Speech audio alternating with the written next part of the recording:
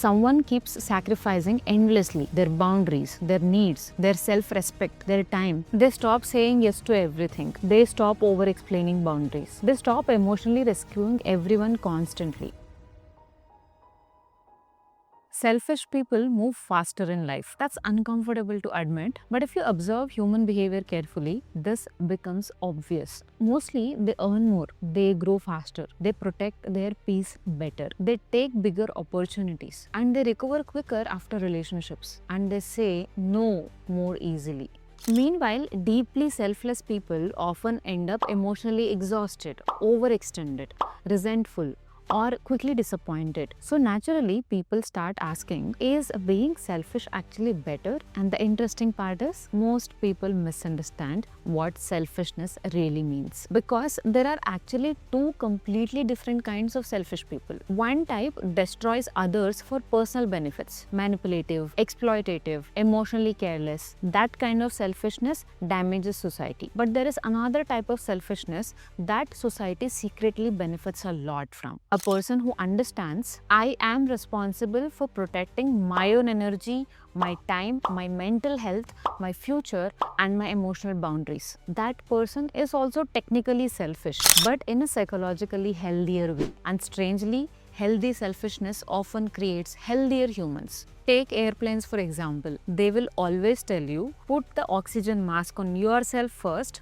before helping others. Why? Because a suffocating person cannot rescue anyone properly. Human psychology works in this way. People who completely abandon themselves trying to please everyone usually collapses emotionally after some years. You will see this in relationships very often. Someone keeps sacrificing endlessly their boundaries, their needs, their self-respect, their time, their emotional health. Initially, people call them kind, loving, supportive, but slowly exhaustion enters. And then resentment enters, because humans are not designed to continuously abandon themselves without psychological consequences. Research around burnout and people pleasing actually supports this. People who constantly prioritize external approval over internal needs often experience higher emotional exhaustion, identity confusion, chronic stress, resentment, and anxiety. The nervous system eventually starts reacting to prolonged self-neglect. And this is why many emotionally healthy adults eventually become more selfish with age. Not colder, but more selective. They stop saying yes to everything. They stop over-explaining boundaries. They stop emotionally rescuing everyone constantly. And you will notice something interesting. People who achieve meaningful things usually protect focus aggressively. Founders do this. Athletes do this. Artists do this. If someone is trying to build something important, they cannot emotionally distribute themselves everywhere equally. They will disappoint people. They will say no. They will choose long-term vision over immediate approval. And from outside, this can look selfish. But society benefits massively from people who can stay committed to something despite of social pressure. A founder building a company may miss social events. An athlete sacrifices comfort. A parent sacrifices personal freedom for children. A creator spends years building something uncertain. Every meaningful pursuit requires selective selfishness, because attention is limited, energy is limited, and time is limited. And humans who cannot protect those things usually become controlled by other people's priority. There is another uncomfortable truth here. People often praise selflessness publicly while rewarding selfish behavior privately. In workplace,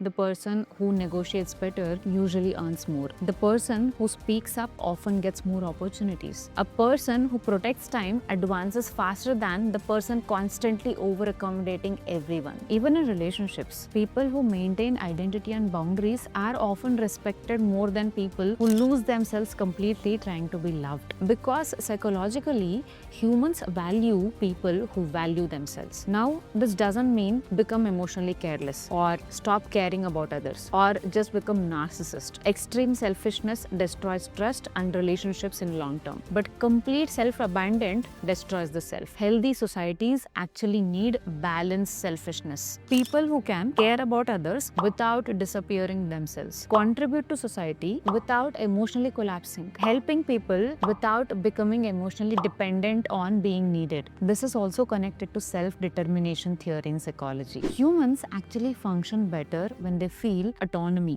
agency, choice, and personal ownership over life. People who completely suppress their own needs for external acceptance often lose that sense of agency slowly. And once agency disappears, emotional heaviness increases. And that's why some people feel trapped inside lives where they are constantly available for everyone else. Their entire identity becomes helper, giver, like a fixer, support system. But internally, they feel invisible. And eventually, suppressed needs don't disappear. They come out through anger, resentment, emotional burnout, passive aggression, emotional numbness. This is why emotionally mature people eventually realize something very important. Being available to everyone is not kindness, it is lack of boundaries. And boundaries are not selfish, they are psychological maintenance. A person who protects their emotional health, their focus, their peace, their future often becomes more stable, useful, creative, and consistent in long term. Society benefits more from emotionally healthy people than emotionally drained people, which means the goal is not to become selfish in destructive way. The goal is learning how to stop sacrificing yourself so excessively that there is nothing psychologically healthy left to give.